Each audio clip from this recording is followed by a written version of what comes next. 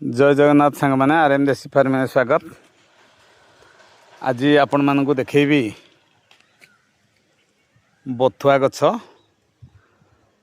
देखली अनेक पिला अनेक लोक जानी ना जे बथुआ को गुड़िक ये देखु ताको पाखु नहीं तार देखु देखु तार कढ़ गुड़िक मान तार जोटा फल जो मंजी हुए एगुड़िक सब मंजी रे भरपूर।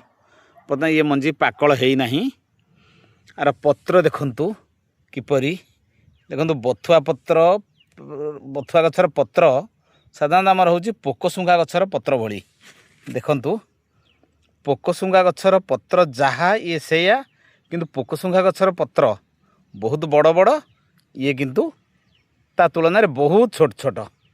मात्र गछ पत्रटा गोटे इंच लंबा, गोटे इंच रु सर्वाधिक 1.5 इंच जदि तार मूलपत्र बाहर ये गछर साग बहुत विटामिन युक्त। देखंतु ये गछ गुड़िक एठी एक्चुअली मिलू नथिला। मु ताको गोटे भेटनारी गोबर गोटे जगह पका होता सेठी किछि 10-12टी गछ थिला। ताको आनी मु गला थर लगेइथिली। से 10-12टी किछि मंजी कलेक्शन करी एठी बर्तमान मुझे लगे ये जगहटा देखंतु जेतिकी हेइछि ये जगहटार गछर मंजी जदि मु एथर कलेक्शन करे ताहाले पाखापाखि 2 गुंठ बिल पर्यंत बा 3 रु 4 डेसिमिल बिल रे याकू लगा जाई पारिबो।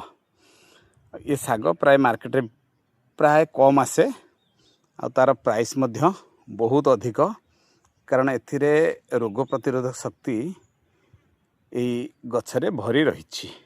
तेणु आपण माने निजर बाड़ी रे बा बगीचार यही साग करी निजे खाइबा सहित ताकू मध्य बिक्री करी पारिबे।